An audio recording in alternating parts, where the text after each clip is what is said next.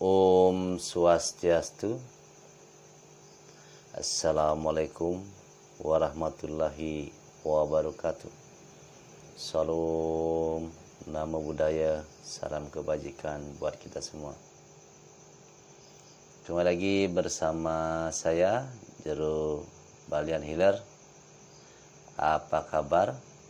Semoga semua makhluk diberkati, sehat dan berbahagia. Sebelum saya lanjut, sekali lagi saya memohon kepada saudara-saudariku terkasih yang tentunya untuk mendukung agar channel saya bisa terus berkembang. Saya meminta agar tidak lupa untuk tekan subscribe, kemudian ketik tombol lonceng, pilih semua, like, share, dan komen.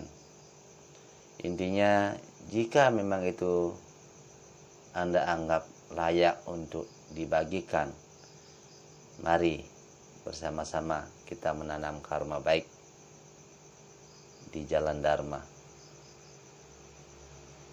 Sangat berbahagia sekali di kesempatan kali ini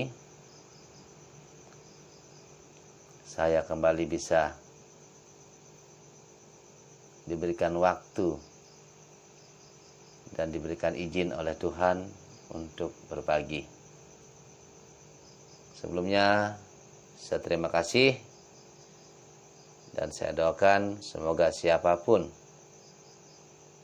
yang telah memberikan sumbangsihnya untuk nge-share video terbaru saya dan memberikan subscribe, semoga selalu diberkati. Jika yang sakit, semoga segera diangkat penyakitnya. Yang punya masalah, semoga ada solusi atas masalahnya, dan semoga selalu berbahagia. Astungkara, amin, alhamdulillah.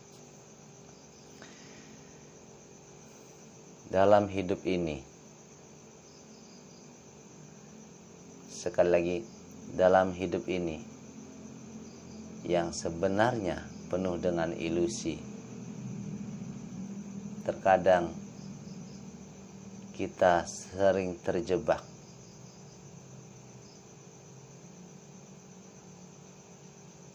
dalam pikiran kita sendiri, sehingga rasa damai semakin lama semakin menjauh, kebahagiaan terasa semakin menghilang. Selalu saja merasa tidak tenang, tidak bisa tidur, susah bergaul, sulit menerima apapun yang sifatnya tidak sesuai dengan apa yang kita pikirkan. Jadi setidaknya marilah kita bersama-sama belajar. Yang pertama, semakin mendekatkan diri ke hadapan Hyang Widiwasa, Tuhan Yang Maha Esa. Kita sebagai makhluk beragama yang memiliki keyakinan sosial dan budaya, mari kita bersama-sama menata diri ke arah yang lebih baik. Saya selalu menyisipkan atau memberikan tuntunan siraman rohani kepada pasien-pasien saya yang saya obati, apapun penyakitnya. Apalagi di zaman COVID ini, banyak sekali masyarakat atau pasien yang datang ke tempat saya, mereka berobat untuk kesembuhan sakit asam lambungnya. Setelah saya tanyakan, bahkan penyakit asam lambung yang mereka derita sudah ada yang bertahun-tahun. Apa penyebabnya? Apakah karena tempat-tempat yang mereka kunjungi dulu, tempat mereka berobat itu pengobatannya tidak bagus? Tidak juga. Seperti saya sering mengatakan bahwa apapun bentuk pengobatan yang ada di dunia, baik dari terapis, tukang pijat, tukang urut, paranormal, dokter, semuanya bagus. Hanya saja terkadang pengobatannya belum tepat. Kenapa? Karena contoh saja asam lambung. Asam lambung itu kalau secara umum ya, secara umum, asam lambung itu disebabkan karena terlambat makan. Memang benar, asam lambung muncul karena terlambat makan. Nah, sekarang kita kupas lagi. Kenapa bisa terlambat makan? 1. Apakah karena terlalu sibuk bekerja? 2. Apakah karena memang tidak ada makanan? 3. Apakah karena ia sedang ada masalah? 4. Apakah ia sedang ada beban? Dan masih banyak lagi yang menyebabkan si manusia ini atau kita sendiri terlambat makan. Jadi karena saya Astungkare diberikan yang namanya anugerah, bisa merasakan, bisa mendeteksi penyakit dengan media telapak tangan saya ini, dikombinasikan dengan juga petunjuk dari Tuhan, saya bisa mendeteksi orang ini memang benar, memang sangat benar terkena asam lambung, dan bahkan terkadang sudah lumayan parah. Kenapa kok belum sembuh? Ada yang sampai 5 tahun. Ini sangat luar biasa. Jadi apa penyebabnya? Penyebabnya adalah pikiran. Apalagi di musim pandemi ini, 70% pasien saya adalah orang-orang yang terkena MAH akut ya. Terkena MAH dari yang sedang sampai akut. Astungkare Swecan Widi Swecan Ide atas restu Sang Hyang Lelangit, mereka terbebas dari penyakitnya. Kenapa? Kenapa? Itu pertanyaannya. Kenapa? Apakah karena pengobatan saya paling bagus di dunia? Tidak. Apakah karena pengobatan saya lebih bagus dari tempat lain? Juga tidak. Tetapi kebetulan pengobatan yang saya lakukan adalah sesuai dengan apa yang dibutuhkan oleh orang tersebut atau pasien tersebut. Karena kebanyakan orang yang terkena asam lambung di zaman kekinian itu disebabkan oleh pikiran.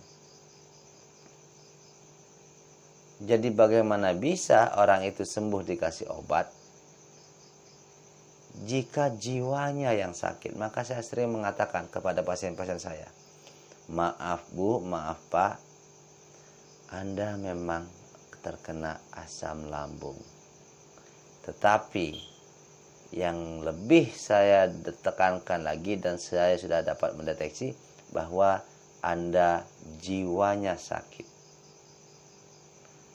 Nah, ingat, ini bahasa saya tolong ditelaah dengan baik.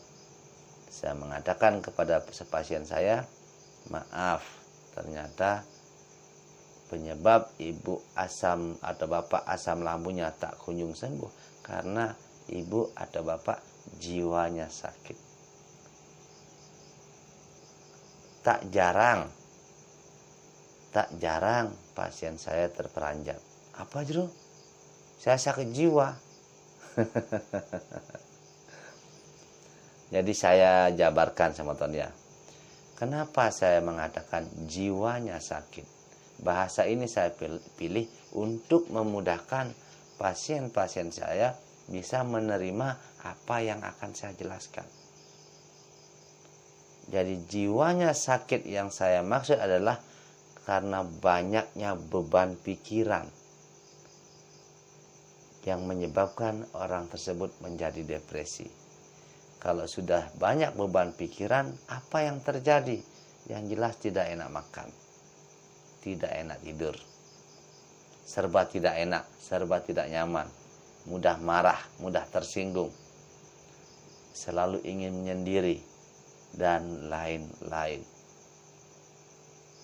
Maka, jika sudah orangnya terkena penyakit seperti itu, tidak langsung saya obati dengan mengambil fisiknya, tetapi lebih kepada saya sembuhkan dulu jiwanya.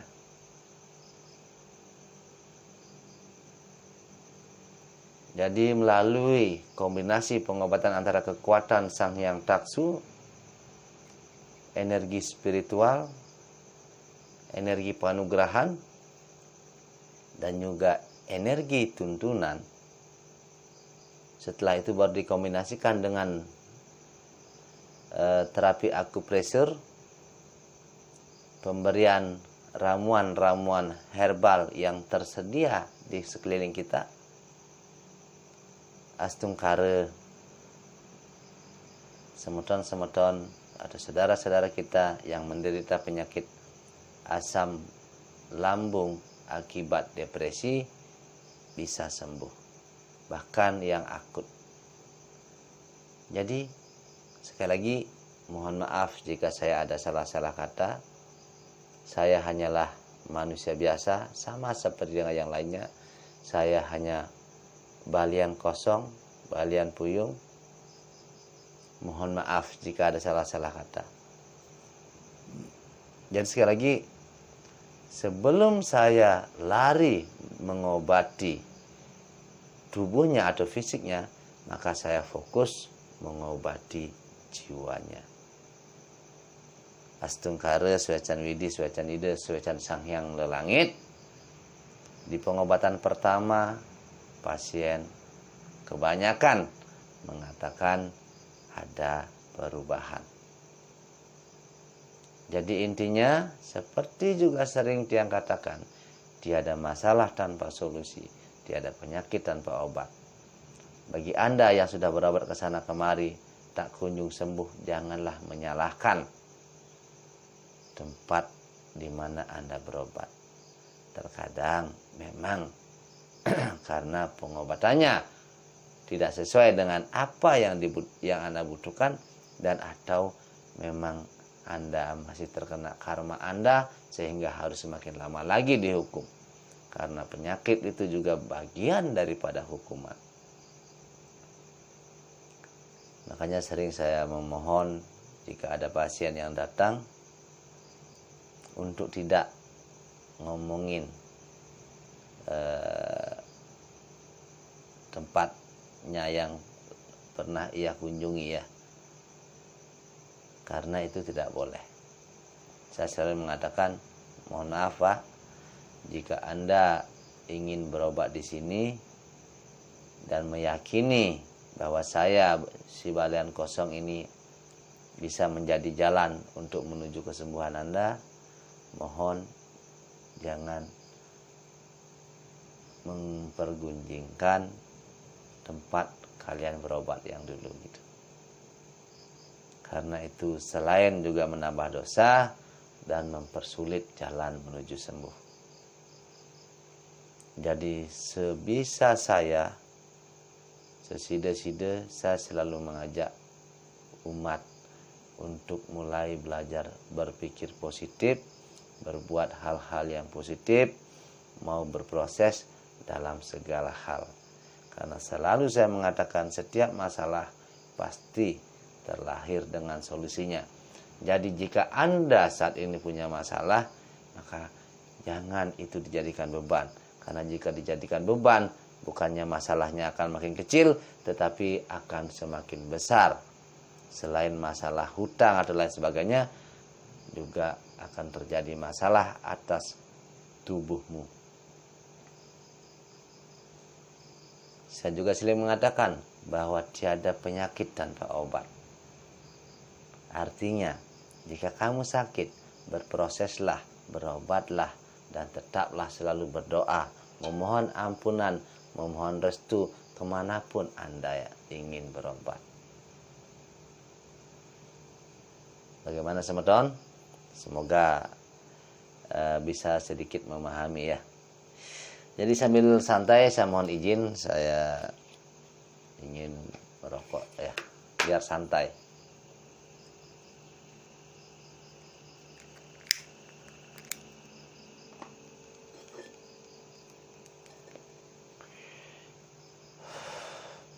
Terus ada yang bertanya, Pak Jero, penyakit apa saja yang bisa Pak Jero tangani atau obati? Saya selalu menjawab, saya bisa mengobati segala penyakit, medis non medis. Untuk medisnya saya khususkan ya. Jadi kalau non medis saya cukup memohonkan kepada sesuhunan, dan jika untuk non medis ya saya melakukan terapi, mencari titik-titik penyumbatan dalam tubuh. Setelah semuanya sudah terbuka, otomatis akan terjadi yang namanya normalisasi organ ya, normalisasi pembuluh darah. Jadi fungsi organ pun akan mulai membaik, sehingga jika seluruh organ tubuh sudah kembali sehat, otomatis antibodinya akan terbentuk dengan baik, dan tentu manusia tersebut akan menjadi sehat. Jadi sama seperti mobil ya. Jika knalpotnya saja tertutup, maka mobil itu tidak akan bisa hidup, alias bel-belan. Kalau saringan dari mobil itu kotor, maka jalan mobil pun akan mulai lamban, tarikannya kurang bagus, dan juga akan ada getaran di mesinnya. Jadi kita harus bisa membedakan dan mencari persamaan antara tubuh kita dan mobil atau sepeda motor. Cuma anehnya begini, saya ngomong anehnya dulu ya. Manusia itu terlalu dan terlihat dan kebanyakan pelit mengeluarkan uang untuk dirinya sendiri, tetapi sangat royal kepada harta bendanya. Contoh nih, mobilnya baru sedikit aja lecet sudah cari bengkel, dan setiap bulan, mungkin bisa setiap bulan, ada juga yang mengikuti kilometer, mereka selalu ingat menservis barangnya yang mereka punya. Tetapi sayangnya kebanyakan yang tidak ingat untuk merawat mobil yang satu ini yang bernama tubuh. Yang mana tubuh ini adalah satu-satunya mobilnya sang roh di dalam ia menjalani karmanya.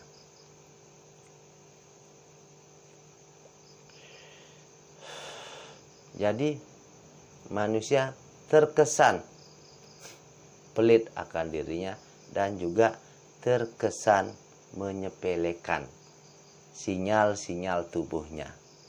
Contoh, kalau dari atas ya, sudah mulai sering sakit kepala, terus dia beranggapan, besok aja hilang, besok aja hilang. Padahal itu sudah sinyal. Kemudian telinganya mendenging atau berdengung, itu juga sudah mengisyaratkan sesuatu. Tubuh sudah minta tolong, minta diservis. Belum lagi pundak kaku, leher kaku, ya, lengan kesemutan, dada sakit, nyeri ulu hati, perut kembung, mual, sakit punggung, saraf kejepit, sakit pinggul, ya, lutut sakit, terus sering kesemutan di kaki kiri atau kaki kanan. Nah, ini semua sebenarnya udah sinyal dari tubuh memberikan yang namanya ya saya bilang seperti yang saya bilang tadi itu, memberikan sinyal agar Anda eling dan ingat untuk segera mencari tahu apa yang terjadi dengan tubuh ini, apa yang terjadi dengan mobilnya sang roh ini. Jadi mulai saat ini mari, apalagi di musim pandemi ini, mari berlomba-lomba kita mulai dari sekarang menata diri. Belajarlah menyayangi dirimu dulu. Kalau kamu sudah bisa menyayangi dirimu, kalau kamu sudah bisa menghargai dirimu, dan jika kamu sudah bisa peduli atas dirimu sendiri, maka kasih sayang, kepedulian, dan cinta kasih terhadap orang lain itu asli. Tetapi jika kamu sendiri tak peduli dengan tubuhmu, mobil sang rohmu yang satu-satunya hanya ada satu, tidak bisa diganti dalam kehidupan ini, tapi kamu tidak pedulikan, bagaimana bisa Anda membilang dan mengatakan dengan lantang, aku mencintaimu, aku peduli kalian, aku sayang kalian? Bullshit semuanya itu bohong. Kenapa saya bilang bohong? Jika seseorang ia tidak bisa menghargai dirinya sendiri, ia tidak sayang dengan dirinya sendiri, dia tidak mencintai dirinya sendiri, bagaimana bisa dia memberikan cinta dan kasih sayang serta kepedulian yang asli atas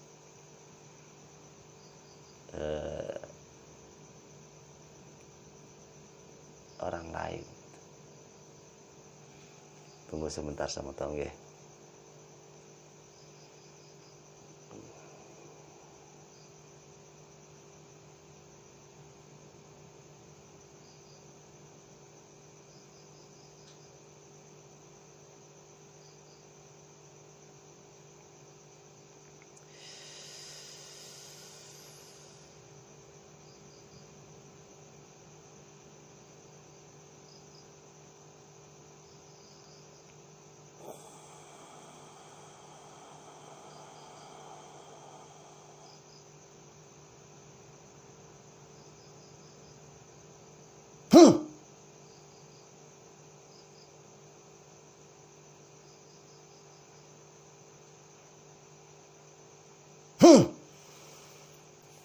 Setungkar.